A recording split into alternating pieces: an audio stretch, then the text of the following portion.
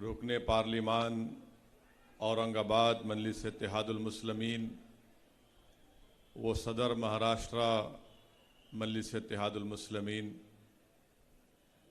मुअज़्ज़िज़ हाज़रीन इकराम,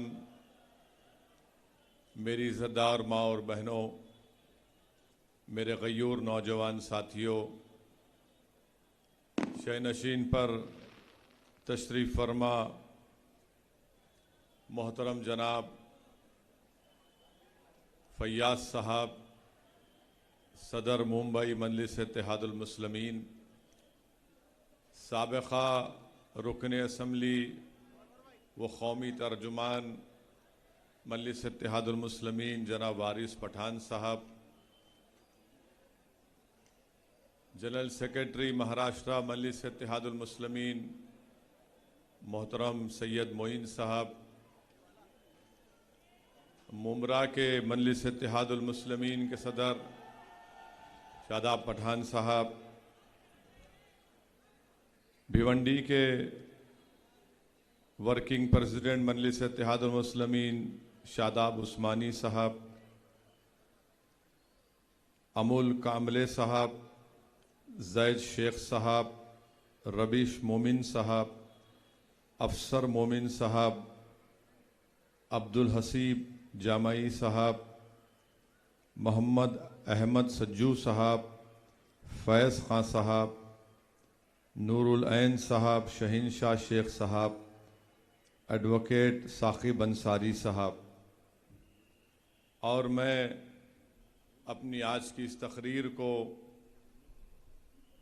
अल्लाह के फजल व करम से मैं जो कुछ बयान करूँगा, मैं इसको मेरे भाई और भिवंडी के जो सौदर हैं खालिद गुड्डू साहब के नज़र पेश करता हूँ, जो आज जेल की सलाखों में हुकूमत के जुल्म का शिकार हैं, और हम अपनी जानिब से महाराष्ट्र की हुकूमत से इस बात का मुतालबा करते हैं, डिमांड करते हैं कि खालिद गुड्डू साहब को जल्द से जल्द रिहा करवाया जाए।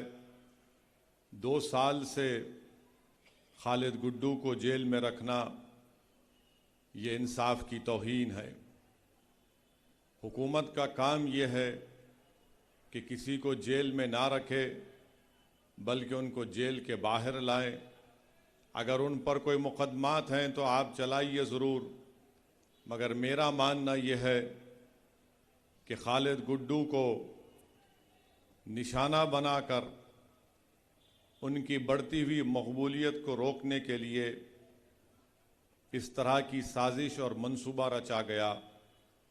मैं खालिद गुड्डू की इस को जो जेल में रखा गया, उन पर जो मुकदमे आयद किए गए, मेरा मानना यह है कि तमाम के तमाम मुकदमात में क़ानूनी तौर पर कोई उसमें दम नहीं है, क्योंकि हुकूमत नहीं चाहती कि खालिद गुड्डू बाहर आए, इसीलिए उनको जेल में रखा जा रहा है। मगर मुझे यकीन है कि इंशाअल्लाह ताला अल्लाह सुब्हाना व ताला के पास देर है अंधेर नहीं है। जल्द से जल्द अल्लाह अपने फजल व करम से खालिद गुड्डू साहब को रिहा करवाएगा। मैं महाराष्ट्र की हुकूमत से भी ये कहना चाहूँगा, यहाँ के मुख्यमंत्री से ख़ास तौर से कहना चाहूँगा कि जिस तरह से दिल्ली की हुकूमत शिवसेना के MLAs के ऊपर ईडी का रेड कर रही है, और जिस तरीक़े से शिवसेना और ख़ास तौर से महाराष्ट्र के मुख्यमंत्री बड़े बेचैन नज़र आ रहे हैं कि कहीं मेरे किसी प्यारे को जेल में ना डाल दिया जाए, तो मैं महाराष्ट्र के मुख्यमंत्री से कह रहा हूं कि अगर आपको अपने पार्टी के लोगों की फ़िक्र है कि कहीं मोदी की हुकूमत उनको जेल में डाल दे, तो फिर आपको ये सोचना पड़ेगा कि आपने कैसे अपनी हुकूमत में खालिद गुड्डू को जेल में डाला। याद रखिए, अगर खालिद गुड्डू जेल को जा रहा है हुकूमत के जबर और जुल्म का शिकार होकर, तो कहीं दिल्ली की हुकूमत भी अपनी ताकत का बेजा इस्तेमाल ना करे और आपके ही करीबी लोगों को जेल में डाल दे। अगर आज आप फिक्रमंद हैं, तकलीफ में हैं, तो मैं महाराष्ट्र के मुख्यमंत्री से पूछना चाह रहा हूं, खालिद गुड्डू के घर वालों पर क्या गुजर रही होगी? उनके घर में उनके भाइयों पर, उनके अफराद ख़ानदान पर, उनके दोस्तों पर क्या गुजर रही होगी? इसीलिए हम महाराष्ट्र हुकूमत से मुतालबा करते हैं कि आप खालिद गुड्डू को रिहा करवाइए, मुकाबला करिए, सियासत में मैदान में मुकाबला करिए। लोकतंत्र है, लोकशाही है, संविधान के दायरे में रहकर मुकाबला करिए। किसी को जेल में डालकर ये बहादुरी का काम नहीं है। बहादुर वो है जो अपने मुखालिफीन को भी छोड़े और कहे कि आओ प्यारे आजमाओ किस्मत, देखते हैं मैदान में अवाम किसको पसंद करती है। अगर आज हुकूमत महाराष्ट्र की सरकार लोकशाही पर भरोसा करती है तो मैं उम्मीद करता हूं कि वो खालिद गुड्डू को रिहा करवाएगी और शिवसेना, राष्ट्रवादी कांग्रेस और कांग्रेस ये कहेगी कि खालिद गुड्डू तुम बाहर निकल कर हमसे मुकाबला करो। हम भी यही चाहते हैं कि कोई भी जेल में ना जाए। सियासतदान हैं, राजनेता हैं, अगर वो जेल को चले जाएंगे तो याद रखो उनकी मकबूलियत में और इजाफा होता रहेगा। खालिद गुड्डू की मकबूलियत में कोई कमी नहीं आई, ना इंशाअल्लाह कमी आएगी। खालिद गुड्डू एक दिन रिहा होगा और जब खालिद गुड्डू रिहा होगा तो पहले से ज्यादा ताकतवर एक सियासी नेता बनकर रिहा होगा। और मजलिस इत्तेहादुल मुस्लिमीन हमेशा मजलूमों का साथ देती है। जुल्म करने वालों याद रखो, इख्तिदार किसी के पास रहने वाला नहीं है। आज तुम इख्तिदार के नशे में चूर होकर मजलूमों को जेल में डाल रहे हो, मगर इंसानियत की तारीख गवाह है कि जिस हुक्मरान ने अपनी ताकत के बलबे पर, अगर वो ये समझ रहा है कि किसी को मैं जेल में डाल सकता हूं, खुदरत का काम यही होता है कि जो हुक्मरान जुल्म करता है, अल्लाह उसी हुक्मरान को एक दिन जेल में डालता है और मजलूम को तख्त ताश पर बिठा देता है, और वही काम होगा इंशाअल्लाह ताला। मगर मेरे अजीज दोस्तों और बुजुर्गों, खालिद गुड्डू से दुश्मनी इसलिए क्योंकि खालिद गुड्डू पावर के खिलाफ है। कौन सा पावर? एक तो राष्ट्रवादी के जुल्म के खिलाफ और दूसरा टॉरेंट पावर के खिलाफ खालिद गुड्डू ने आवाज उठाई थी। तो दोनों को यह पसंद नहीं आया कि यह कौन दीवाना खड़ा हो गया जो हमारे इख्तिदार की बुनियादों को हिला के रख दे रहा है। तो टॉरेंट पावर और राष्ट्रवादी दोनों मिलकर खालिद गुड्डू के खिलाफ झूठे मुकदमे आयद करके हजरत पुलिस को भी इस्तेमाल कर लिए और खालिद गुड्डू पर इल्जाम लगाकर उनको जेल को भिजा दिया। मुझे इस बात की कोई फिक्र नहीं है। मुझे इस बात को खुलकर कहना पड़ेगा कि अगर कोई भी ओहदेदार गवर्नमेंट का, उसको रूल ऑफ लॉ को फॉलो करना है, उसको कानून को, संविधान पर अमल करना है। अगर आज आप संविधान को नजरअंदाज करके, रूल ऑफ लॉ को नजरअंदाज करके, जिसको उर्दू में कहती है कि कानून की बालादस्ती को अगर आप नजरअंदाज कर रहे हैं, आज आप मौज मना लो। कल ये लोग जब इख्तिदार पर सत्ता में नहीं रहेंगे तो फिर कौन आएगा आपको बचाने के लिए? इसीलिए हम अपील कर रहे हैं कि महाराष्ट्र की सरकार, जो महाराष्ट्र की जेलों में जो लोग मजलूम हैं, उन सबको रिहा करे। मैं खालिद गुड्डू की बात नहीं कर रहा हूं। जो कोई भी महाराष्ट्र की जेल में जुल्म का शिकार है, उनको छोड़ा जाए। चाहे वो खालिद गुड्डू हो या नवाब मलिक हो, उनको भी छोड़ना चाहिए। नवाब मलिक की बात नहीं करेंगे, मुल्क का माहौल इस तरह से बना दिया गया कि बीजेपी, राष्ट्रवादी कांग्रेस, शिवसेना, समाजवादी पार्टी, ये तमाम नाम निहाद सेकुलर पार्टियां ये चाहती हैं कि बला हम तक ना आए, हम जेल को ना जाएं, मगर हमारे पार्टी में अगर कोई मुसलमान है तो उसको जेल में डाल दो, हम जेल को नहीं जाएंगे। ये सच्चाई है, मैं बता रहा हूं आपको, मैं इल्जाम नहीं लगा रहा हूं, दलाइल और दलील दे रहा हूं। जब राष्ट्रवादी कांग्रेस के मुखिया जनाब शरद पवार साहिब दिल्ली जाकर दिल्ली के बादशाह नरेंद्र मोदी से मुलाकात करते हैं तो मीडिया ने रिपोर्ट किया कि शरद पवार साहिब ने देश के प्रधानमंत्री जो इस वक्त भारत के बादशाह बने बैठे हैं उनसे कहा कि संजय राउत पर कुछ मत करो, उसको जेल में मत भिजाओ, उसके खिलाफ इंक्वायरी मत करो। मैं पूछना चाह रहा हूं राष्ट्रवादी कांग्रेस के लोगों से, उनको नवाब मलिक क्यों याद नहीं आया? नवाब मलिक का नाम लेना था ना। जब देश के प्रधानमंत्री से मिल रहे तो आप ही के पार्टी का नवाब मलिक है, उसके बारे में भी बोल देते कि नवाब मलिक को भेजा, जेल में डाला गया, मगर नवाब मलिक का नाम नहीं आया। किसका नाम आया? शिवसेना के संजय का नाम आया। तो क्या संजय मलिक से ज्यादा अजीज हो गया राष्ट्रवादी कांग्रेस को? यह हकीकत है, मेरी बात को याद रखो आप। मेरे इस तकरीर के बाद शुरू हो जाएंगे मीडिया के लोग जो शिवसेना की गुलामी करते हैं, तो कोई मोदी की गुलामी करते हैं, तो कोई शरद पवार की गुलामी करते हैं। मैं अवाम का नुमाइंदा हूं, मैं इनका कादिम बनकर सच्चाई को बयान कर रहा हूं। यह बात सच है कि संजय का नाम शरद पवार साहिब लिए, नवाब मलिक का नाम नहीं लिए। क्यों? नवाब मलिक क्या कमतर है संजय से? आप बताओ, क्या नवाब मलिक कमतर है संजय से? क्या नवाब मलिक और संजय बराबर नहीं है? जब बराबर है तो बोलते भी नहीं है जबान से अपनी। क्यों नहीं बोलते? मुसलमान है, कहां जाएगा, इसको डराओ, दौड़ते हुए आएगा हमारे पास। बोलो इसका सेकुलरिज्म, ये सेकुलरिज्म का गुलाम है, ये हमारे पास दौड़ के आएगा।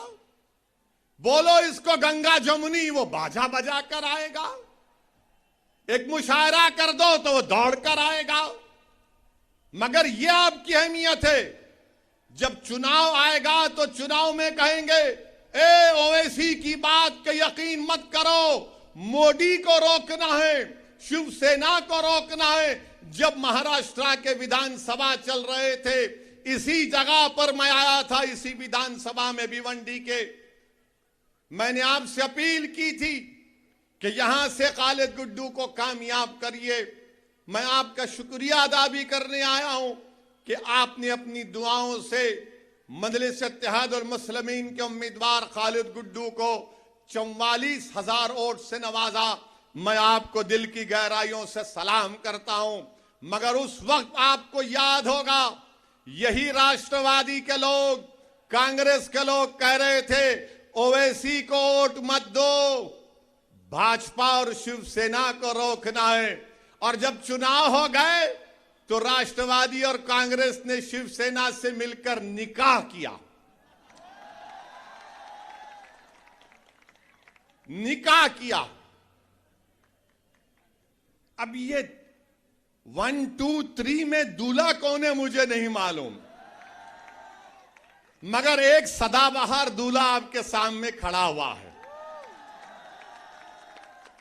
जब सत्ता को मिलना था, सीएम की कुर्सी थी, मंत्री की पोस्ट थी, दौलत थी, इख्तिदार था, तो बोले मुसलमान का छोड़ो, कहां जाएगा, उसको हम तो हमेशा से धोखा देते आए हैं।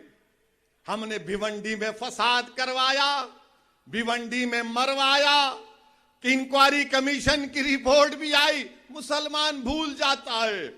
जज्बात में लाओ मुसलमान को, भाजपा का, शिवसेना का, सेकुलरिज्म का इसको पाठ इसके सामने पढ़ो, मुसलमान सन्नाटे में आ जाता। अब आप बताइए, जब मैं पुकार पुकार कर कह रहा था 2019 के असेंबली और विधानसभा के चुनाव में कि कामयाब करो खालिद गुड्डू को, आपकी आवाज विधानसभा में जानी चाहिए, तो मेरी ही मुखालिफत में हमारे ही दरमियान से लोग खड़े होकर कहे ये जज्बाती बात करता है। अब बताओ क्या मैं सच था ये और आप झूठे नहीं थे? मेरे अजीज दोस्तों और बुजुर्गों, ये सब चीजें आपके सामने इसलिए रख रहा हूं ताकि आप जब यहां पर इंशाअल्लाह ताला भिवंडी के लोकल बॉडी के बल्दिया के इंतखाबात होंगे तो आप एक अच्छा फैसला करेंगे और आप मुत्तहिद होकर यहां से इंशाअल्लाह मंजलिस के नुमाइंदों को कामयाब करेंगे। और मैं आपसे वादा कर रहा हूं कि हम भी ये कोशिश कर रहे हैं कि हमारी कमजोरियों को, हमारी खामियों को दूर किया जाए। मैं आपसे अपील कर रहा हूं कि आप हमारी रहबरी करिए, हमारी सरपरस्ती करिए। अगर हम गलती करते हैं तो हमारा हाथ पकड़कर टोकिए, मगर इस कारवां को, इस जिम्मेदारी को आपको लेकर आगे बढ़ना है, आपको कामयाब करना है। मैं यहां पर नहीं आया हूं अपने लिए, बार बार यही कहता हूं मैं और कहता रहूंगा। मैं यहां पर इसलिए आया हूं कि ताकि आपकी लीडरशिप बने, आपका कायद बने, जो आपकी आवाज विधानसभा हो, पार्लियामेंट हो, यहां की बल्दिया हो, वहां पर गूंजे। टॉरेंट पावर के जुल्म का खात्मा हो। यह बुनकरों की सरजमीन है, यह मजदूरों की सरजमीन है, और यहां पर एक बरखी कंपनी गरीबों का खून चूस रही है, और खून चूसने में मदद कर रही है शिवसेना, राष्ट्रवादी कांग्रेस और कांग्रेस।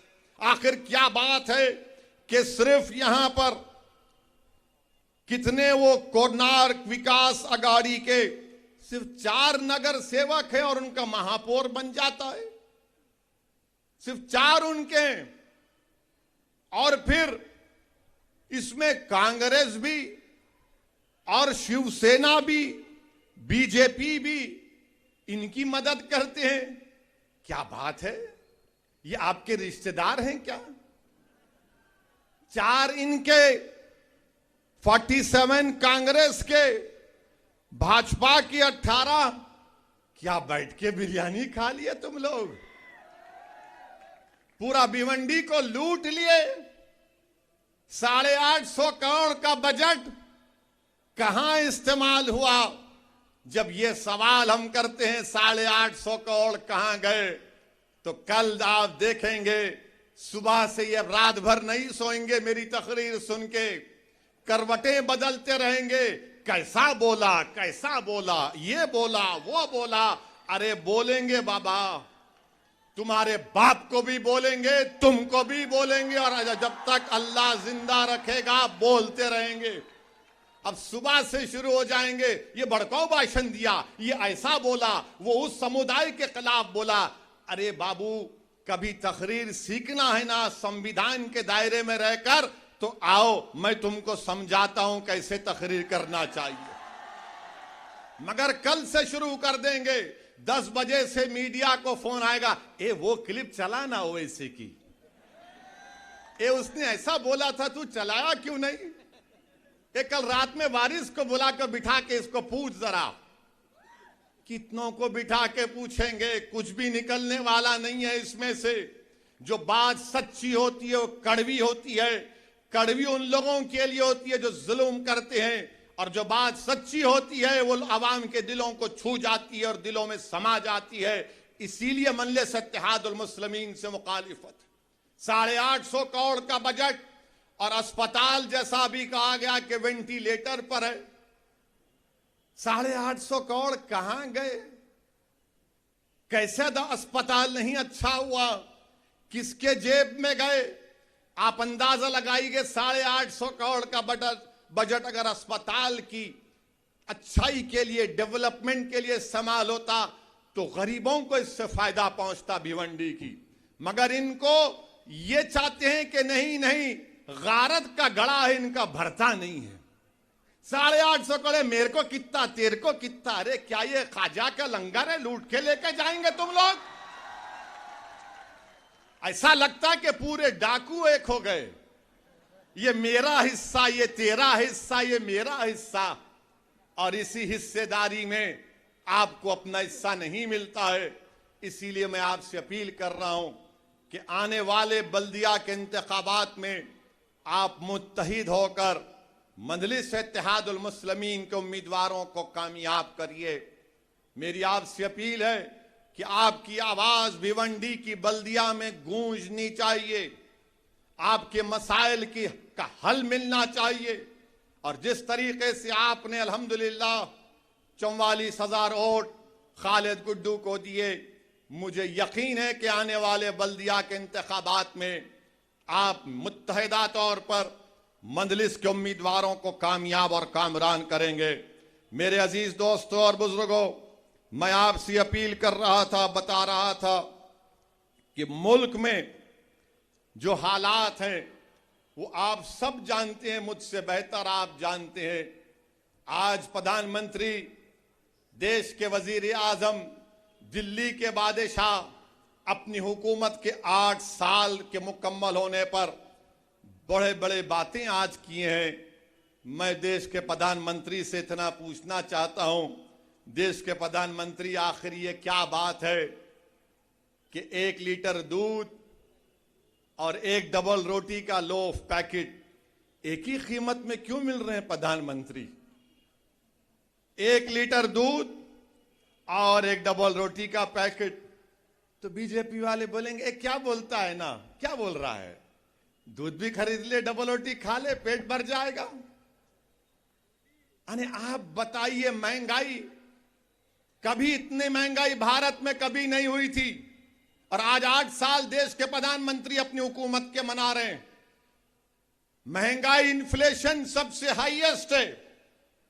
बेरोजगारी नौजवानों में जो भारत में, दुनिया में किसी मुल्क में नहीं है, मगर मोदी जी बोल रहे 8 साल में मैंने चांद पर जाकर मट्ठी आपके कदमों में डाल दी।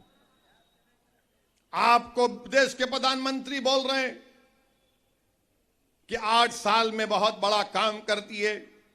फिस्कल डेफिसिट 40 साल में सबसे ज्यादा है। रिटेल इन्फ्लेशन 20 साल में सबसे ज्यादा है। और जो महिलाओं की, खवातीन का वुमेन फोर्स है, उसमें कमी आई है। 10% से कम महिलाएं काम कर रही हैं भारत में। आप बताइए इसके ऊपर क्या बोलेंगे? मेरे अजीज दोस्तों और बुजुर्गों, 8 साल का जश्न बीजेपी मना रही है, तो क्या यह बात सच नहीं है कि भारत के फॉरेन रिजर्व जो 640 बिलियन डॉलर से 595 बिलियन डॉलर्स पर आ गए? कौन जिम्मेदार है इसका? FIIs, फॉरेन इन्वेस्टमेंट इन्वेस्टर्स 22% से 19% पे आ गए इंडियन स्टॉक्स के। कौन जिम्मेदार है इसका? इखलाक को मारा गया, कौन जिम्मेदार है? पीलू खान को मारा गया, कौन जिम्मेदार है? रकबर को मारा गया, कौन जिम्मेदार है? दिल्ली का फसाद हुआ, कौन जिम्मेदार है? गाय के नाम पर पीटा गया, कौन जिम्मेदार है? दाढ़ी के नाम पर मारा गया, कौन जिम्मेदार है? सर पर टोपी पहनने पर मारा गया, हाफिज जुनैद को चलती हुई ट्रेन में मारा गया, कौन जिम्मेदार है? सेंधवा में 12 घरों को तोड़ दिया गया, कौन जिम्मेदार है? मध्य प्रदेश खरगोन में 22 घरों को तोड़ दिया गया, कौन जिम्मेदार है? राजस्थान के कैरोली में फसाद हुआ, कौन जिम्मेदार है? और 8 साल का जश्न मना रहे हैं। इस पर कोई बात नहीं करेगा। अब जब आप भाजपा के लोगों से पूछेंगे, ना ना मोदी जी ने तो 370 निकाल दिया, तो जब 370 निकाल कर आपने कहा था कि आतंकवाद का खात्मा कर दिया, तो कल एक टिकटॉक, एक टीवी के स्टार को गोली मार दी गई, कौन जिम्मेदार है? एक गवर्नमेंट का मुलाजिम पंडित था, कश्मीरी पंडित, उसको मार दिया गया। कौन जिम्मेदार है? तुमने एक झूठी पिक्चर तो बना दी जज्बात में और नफरत पैदा करने के लिए इस्लाम और मुसलमानों के लिए, मगर वो पंडित को मारा। कौन जिम्मेदार है? तुम्हारी सरकार है। पड़ोसी पाकिस्तान से टेररिस्ट कश्मीर में घुस कर आकर गोलियां चलाते हैं, कौन जिम्मेदार है इसका? आपकी सरकार है। नौकरियां नहीं है, कौन जिम्मेदार है इसका? कौन जवाब देगा इसका? हां, मैं मानता हूं कि इन सब की जिम्मेदारी अगर किसी पर है, इन्फ्लेशन बढ़कर है, तो मुगल बादशाह अकबर जिम्मेदार है। नौजवानों में, युवाओं में बेरोजगारी है, तो ताजमहल बनाने वाले शाहजहां की जिम्मेदारी है। पेट्रोल डीजल बढ़ गया, औरंगजेब जिम्मेदार है। मोदी जी नहीं है जिम्मेदार, ये लोग करके गए, इसीलिए पेट्रोल आज तक बढ़ रहा है। सरकार आपकी है, मैं खुद कह रहा हूं ना, औरंगजेब, अकबर, शाहजहां सब जिम्मेदार हैं, मोदी जी नहीं है जिम्मेदार। मेरे अजीज दोस्तों और बुजुर्गों, एक बात मैं भारत के मुसलमानों को भिवंडी से कहना चाहूंगा। भारत के जो सेकुलर जहन रखने वाले हमारे हिंदू भाई बहन हैं, दलित हैं, ओबीसी समाज के लोगों से कहना चाहूंगा, भारत कैसे बना? ये आज जो भारत है कैसे बना? ये आरएसएस, बीजेपी कहती है कि आक्रमण करने वाले मुसलमान आए थे, कहते हैं ना, ये आए थे, आक्रमण करने वाले आए थे भारत में। तो क्या भारत की तारीख सिर्फ मुगलों से शुरू हुई क्या? नहीं, 65,000 साल पहले भारत में, जो मौजूदा भारत है या जो हम जिसको कहते हैं, ये हमारा जो खित्ता है, उसमें 65,000 साल पहले अफ्रीका से लोग आए थे। 65,000 years ago, people from Africa came to India, Bharat of that time. फिर 45,000 साल पहले ईरान से किसान आए थे। फिर उसके बाद मशरिकी एशिया से ईस्ट एशिया से लोग आए। फिर उसके बाद से सेंट्रल एशिया, वस्ती एशिया से लोग आए, उनको आर्यन बोलते।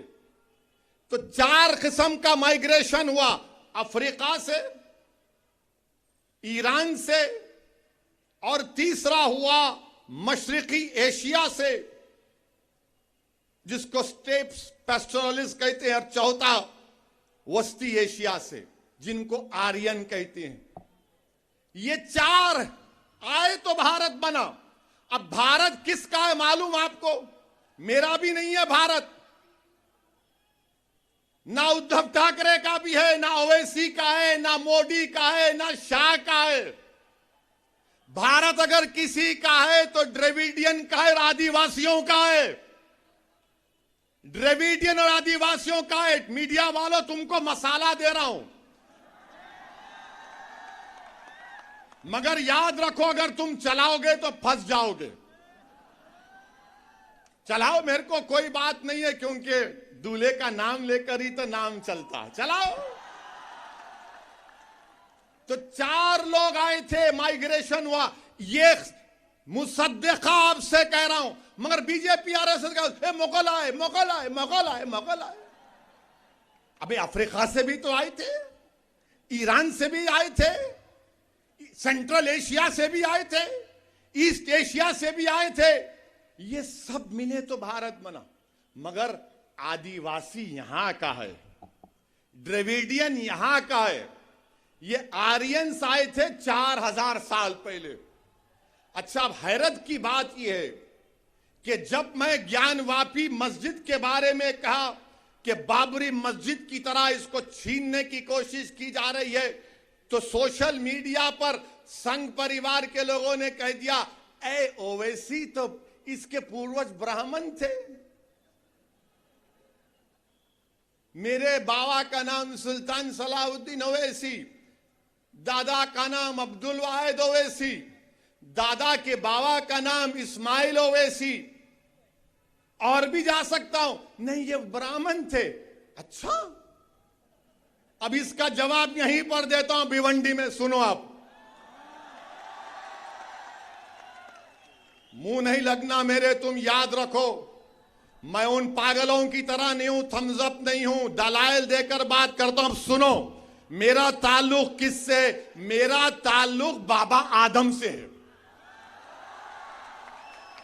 हम तमाम का ताल्लुक, हमारे अब्बा कौन है? अब्बा कौन है? हमारे अब्बा कौन है? बाबा, हमारे अब्बा आदम है। और जब अल्लाह ने हजरत आदम को हमारी अम्मा के साथ दुनिया में भिजाया तो अब्बा ने कहा कदम रखा मालूम? भारत में। तो ये मेरी बाप की जमीन हुई। अब बाप की जमीन से औलाद का कोई हक छीन सकता? छीन सकता? अब्बा, अल्लाह भी जाया तो बोले भारत में आ गए, एक कदम यहीं रखा, अब्बा की जमीन है। अबे तू मेरे को कहां मिला रहा जाके? मेरा ताल्लुक अब्बा आदम से है प्यारे। मगर जब तुमने ब्राह्मण कहा तो क्या यह बात सच नहीं है कि बाल गंगाधर तिलक जो भारत की आजादी में बहुत बड़ा अदा किए, मुजाहिद आजादी है, क्या उन्होंने नहीं कहा था कि आर्यन लोग आर्कटिक से आए थे? आर्कटिक, उन्होंने कहा था यह बात। अब बताओ इस पे क्या बोलेंगे? क्या बोलेंगे तुम बताओ इसको? इसलिए कह रहा हूं कि भारत में अगर कोई इंडियन माने ओरिजिनल है, वो आदिवासी है, द्रविडियन है, बाकी के सब लोग आए। और ये प्रूव हो चुका है कि आबादी का 65% हिस्सा, ये 4 जो माइग्रेशन हुए आप करा के देख लो। मगर बीजेपी संघ क्या बोलेगी? शिवसेना भी, सब मुगल आए, मुगल आए। हां ठीक है, मुगल आए तो पेट्रोल बढ़ गया, मुगल आए तो डीजल बढ़ गया, मुगल की वजह से बेरोजगारी बढ़ गई, मुगलों की वजह से इन्फ्लेशन है, मुगलों की वजह से स्टॉक एक्सचेंज में हमारे FIS 22 से 19% हो गए, मुगलों की वजह से रोटी महंगी हो गई, मुगलों की वजह से दूध महंगा हो गया। अरे सब हम ही जिम्मेदार है, तुम तो दूध के दूल्हे हो। देश का प्रधानमंत्री मुसलमान है, आप नहीं है ना। महाराष्ट्र का मुख्यमंत्री आप नहीं है, कोई और है। हर चीज को मुगलों से जोड़ दो। अरे मुसलमानों का मुगलों से कोई ताल्लुक नहीं है, हमारा ताल्लुक मुगलों से नहीं है, वो बादशाह थे। बादशाहों का ताल्लुक दीन से नहीं होता, जो खलीफा होता है उसका ताल्लुक दीन से होता है। ये बादशाह थे, इनका क्या प्रॉब्लम था? हमारा इख्तिदार बाकी रहे। वो बादशाह थे, अब नहीं मंदिर तोड़े। तो फिर इसका भी जवाब सुन लो। ये जो अशोका का पोता था पुष्यमित्रा सिंगा, कौन थे? अशोका के पोतरे को किसने मारा? और यही शख्स ने 40,000 बुद्धिस्ट इबादत गाहों को निस्तो नाबूद कर दिया। चलो बोलो, इस पे झूठ है क्या? बोलो, इस पे झूठ है क्या? कौन था पुष्यमित्रा सिंगा? बताओ। नहीं बोलेंगे।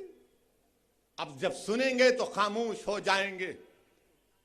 अशोका के पोते को हराने वाला कौन था? नाम बोलो। नहीं बोलेंगे।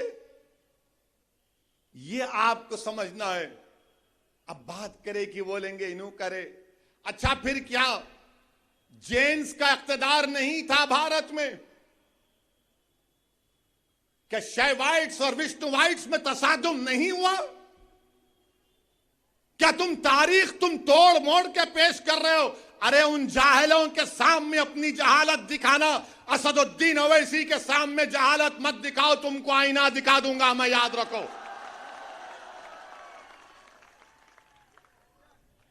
बोलो अशोका के पोते को किसने मारा था?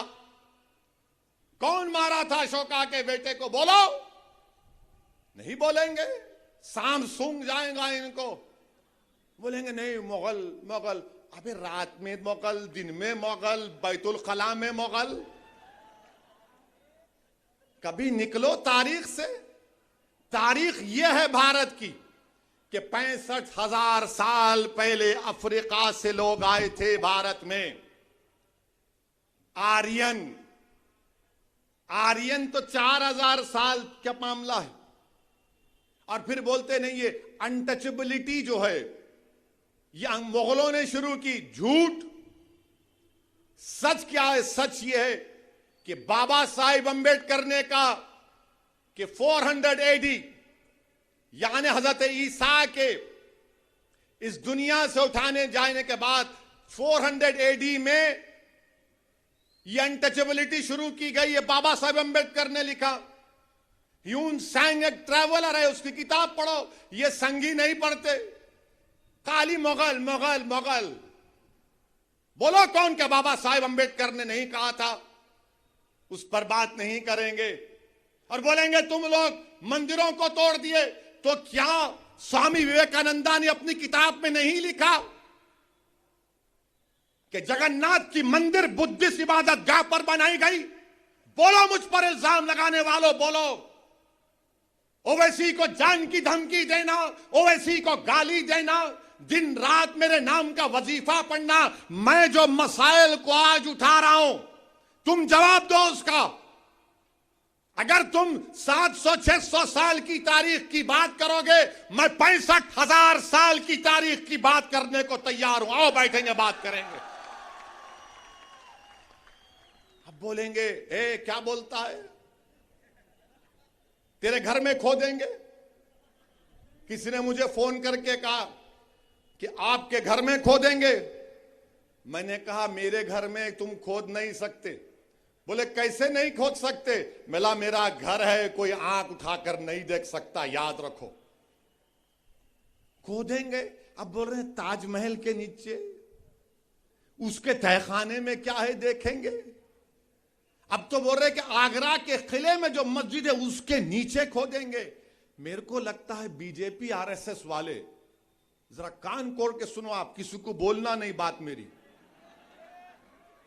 किसी को नहीं बोलेंगे ना आप, ना नहीं बोलना, नहीं तो कट्टी हो जाएंगे। अपनी दोस्ती बरकरार रहे।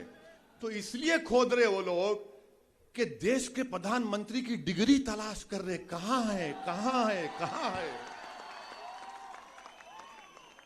नरेंद्र मोदी की MA पॉलिटिकल साइंस की डिग्री है, मगर देश के प्रधानमंत्री की एंटायर पॉलिटिकल साइंस की डिग्री है, मिलती नहीं है। तो शायद प्यारे बोल रहे मस्जिद के बहाने डिग्री मिल जाएगी, मस्जिद तो नहीं मिलेगी। क्या बात है बताइए आप? ये जोक है, सीरियस मत ले लीजिए। देश के प्रधानमंत्री भी मन की बात में बोलते, जरा ह्यूमर होना चाहिए। तो ह्यूमर की बात कर रहा हूं। कोई बोलते ताजमहल में मेरे को कोई सोशल मीडिया पे दिखा एक शख्स, मैं नहीं कह रहा हूं, वो कोई आदमी था, उनका कोई क्यूरेटर दोस्त था, वो उनके साथ ताजमहल को गए। बोले मुझे नीचे जाके 2 कमरे में देखना है। तो उसने सोशल मीडिया पे लिखा कि तुम्हारा फोन डिपॉजिट कर दो। फोन डिपॉजिट कर दिए। उसके बाद नीचे गए तो फिर चेकिंग हुई। फिर वो कमरे के पास ताले पर लगा हुआ था गवर्नमेंट ऑफ इंडिया का स्टैंप। बोले नहीं अंदर नहीं आ सकते आप। अरे बोले भाई खाली करीब करके नहीं, देखना भी नहीं, तुम कान लगा के सुन सकते। तो बेचारे कान लगाए तो अंदर से इंसानों की आवाज आ रही थी। अंदर से इंसानों की बड़ी प्यारी आवाज आ रही थी। और वो आवाज क्या बोल रही थी? चौकीदार से पूछो महंगाई इतनी क्यों है। इस पे तो केस नहीं बुक हो सकता ना।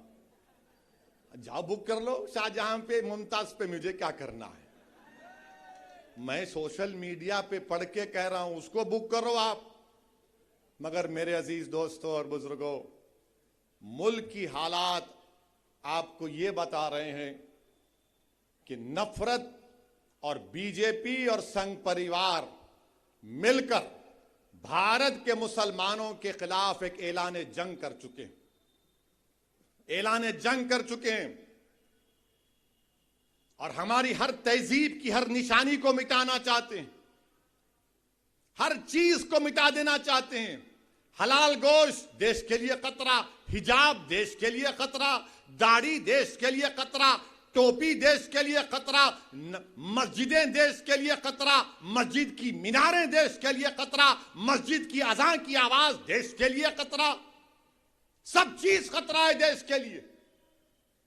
और इस बात में आप देख लो, जब ये बातें हो रही हैं तो क्या कांग्रेस कुछ बोलती, क्या राष्ट्रवादी कुछ बोलती है, क्या शिवसेना कुछ बोलती है, क्या समाजवादी कुछ बोलती है, क्या आम आदमी पार्टी कुछ बोलती है? कोई अपने आप को सेकुलर पार्टी बोलने वाले कुछ नहीं बोलेंगे। हलाल पे गोश्त पे नहीं बोलेंगे, हिजाब पे नहीं बोलेंगे, अज़ान पे नहीं बोलेंगे, ज्ञानवापी मस्जिद को छीनने की बात पर नहीं बोलेंगे। क्यों नहीं बोलेंगे? मुसलमान को डराओ, वो तो हमारा कैदी है, और हम ज्यादा बोलेंगे तो हमारा हिंदू वोट हमको नहीं मिलेगा। मेरे अजीज दोस्तों और बुजुर्गों, इसका मुझे जिस बात का अंदेशा है कि अगर इस तरह से दबाया जाएगा, इस तरह से रुस्वा किया जाएगा, तो फिर ये जो नौजवान जो आज भारत में खास तौर से दलित और मुसलमान नौजवान हैं, अगर उनका एतमाद जमहूरियत से, लोकशाही से अगर कम हो जाएगा, वो अपने घरों में जाकर बैठ जाएंगे, वो घरों में जाकर अपने बैठ जाएंगे और दूसरे दर्जे के शहरी बन जाएंगे। मैं नहीं चाहता कि ये नौजवान जो कल इस देश का मुस्तकबिल इनके कंधों पर रहेगा, वो मायूस होकर, रुस्वा होकर अपने घरों में बैठ जाएं, अपने दरो दीवार को बंद कर लें, अपने दिमाग को सोचने की और तमीज पर जोर ना डालें और बंद कर लें अपने दिमाग को। वो हमारी जमहूरियत के लिए खराब दिन होगा। इसीलिए मैं कहता हूं और कहता रहूंगा, जमहूरियत है। ज्ञानवापी मस्जिद के बारे में बोला तो कौन सा गुनाह किया? मैं जब बाबरी मस्जिद का फैसला आया था, मेरी प्रेस कॉन्फ्रेंस उठाकर देख लो आप, मैंने उस फैसले को कहा था, अंग्रेजी में कहा था कि this is a victory of faith over facts, this is a victory of faith over facts. मैंने अपने प्रेस कॉन्फ्रेंस में कहा था कि मुझे अंदेशा है कि इस फैसले के बाद और मसाइल शुरू हो जाएंगे। मैंने नाम लेकर कहा था, ज्ञानवापी, मथुरा, लखनऊ की टीले वाली मस्जिद, सब सच साबित हो रहा। आज उस वक्त भी सब गालियां दिए मुझे। मैं भिवंडी की आवाम से, भारत के मुसलमानों से और भारत के हमारे हिंदू दलित भाइयों से जो अंबेडकर और गांधी को अपना लीडर मानते हैं, इस दीवाने की बात का यकीन थोड़ा करो। तुम मुझसे नफरत करो इनफरादी तौर पर, मगर मैं कह रहा हूं तो मेरी बात को सुनो, याद रखो, ये रात लंबी रहने वाली है। भिवंडी के अवाम, भारत के मुसलमानों, मेरी इस बात को याद रखो, ये रात अंधेरी रहने वाली है, लंबी अंधेरी रहने वाली। अगर तुम ये समझ रहे हो कि कोई सेकुलर पार्टी आकर तुम्हारे इस अंधेरे को दूर करेगा, ये अंधेरा क्या है? फिरका परस्ती का अंधेरा, नफरत का अंधेरा। इस अंधेरे में अगर रोशनी अगर कोई पैदा कर सकता है तो आप और हम कर सकते हैं। आप एक चिराग जलाओ अपनी सियासी ताकत का, एक चिराग जलाओ। इस चिराग में तुमको तेल की जरूरत नहीं, इस चिराग में तुमको अपने आंसुओं की और अपने जज्बात की जरूरत है। तुम एक चिराग जलाओ इन तूफानों में, इन नफरत के तूफानों में। इस चिराग को जलाओ और अपनी रोशनी से तमाम माहौल को मुनव्वर कर दो। अगर आज आप खामोश बैठ जाएंगे तो फिर आने वाली नस्ल आपको जवाब नहीं देगी, आपको जवाब देना पड़ेगा। मेरे अजीज दोस्तों और बुजुर्गों, हिजाब, हलाल गोश्त, मस्जिद, अज़ान, CAA सब पे होते होते अब टीवी पर अल्लाह के रसूल सल्लल्लाहु अलैहि वसल्लम की शान में बकवास भी हो रही। एक अंग्रेजी टीवी चैनल के ऊपर भारतीय जनता पार्टी के स्पोक्स पर्सन एक मोहतरमा साहिबा ने रहमतुल्लाह आलमीन सल्लल्लाहु अलैहि वसल्लम पर अनाप शनाप बोल दिया, हमारी उम्मत की मां पर कुछ बोल दिया। मैं पूछना चाहता हूं क्यों नहीं कांग्रेस बोलती इसके ऊपर, इसके खिलाफ? क्यों नहीं राष्ट्रवादी इस पर कुछ बोलती है? कौन बोलता है? मुसलमान ही बोलता है, असदुद्दीन ओवैसी बोलता है। हैदराबाद में आज कमिश्नर ऑफ पुलिस हैदराबाद के पास एक कुल जमाती डेलीगेशन गया, मगर आपको बता रहा हूं और आप गवाह हैं मेरी इस बात का कि जब कमली वाले पर कोई अनाप शनाप बकता है तो कोई नहीं बोलता। उद्धव ठाकरे के बारे में अगर कोई बोलेगा तो उसके घर को जाकर उसको धमकी दी जाएगी या उसके मुंह पर कालिक फेंकी जाएगी। शरद पवार पर कोई बोलेगा तो थप्पड़ मारा जाएगा। शरद पवार के बारे में कोई लिखेगा तो उस एक्ट्रेस को जेल में डाल दिया गया। तो बताओ क्या शरद पवार को बोला जाएगा, उद्धव ठाकरे को बोला जाएगा, मोदी को बोला जाएगा, और जब मेरे रसूल के बारे में बोला जाएगा तो तुम सब गूंगे बन जाओगे, तुम कुछ नहीं बोलोगे। मैं आपसे मुखातिब नहीं हूं, मैं इख्तिदार की कुर्सियों पर बैठने वालों से पूछ रहा हूं, बताओ बोलो। शरद पवार के बारे में बोले तो थप्पड़ मारकर ऐनक तोड़ दिए, उस एक्ट्रेस ने कुछ कहा तो जेल में डाल दिए, मोदी के खिलाफ लिखे तो जेल में डालते हैं, योगी के खिलाफ कुछ बोले तो जेल में डालते हैं। और रसूल अल्लाह सल्लल्लाहु अलैहि वसल्लम की शान में को अनाप शनाप बकता है। अरे खाली नारे लगाने से कुछ नहीं होता। मैं जो कह रहा हूं सोचो उस बात पर। जब अल्लाह अकबर कहते ना तो उसके माने समझो। मेरे अजीज दोस्तों और बुजुर्गों, आपकी खामोशी मुझे शिकवा इन तमाम पार्टी से नहीं है, मैं आपसे शिकायत कर रहा हूं। मैं आपके सामने अपना दर्द बयान कर रहा हूं। मैं अपनों के दरमियान में खड़े होकर आपसे भीख मांग रहा हूं। मुझे उनसे उम्मीद नहीं है, मुझे आपसे उम्मीद है। अगर मेरी बात कड़वी लग रही तो अपना एक दीवाना बेटा और भाई समझकर माफ कर दो, मगर मेरा हक बनता कि मैं तुम्हारे सामने बोलूं। अगर तुम्हारे सामने नहीं बोलूं तो कहां जाकर बोलूं, बताओ मेरे अजीज दोस्तों और बुजुर्गों।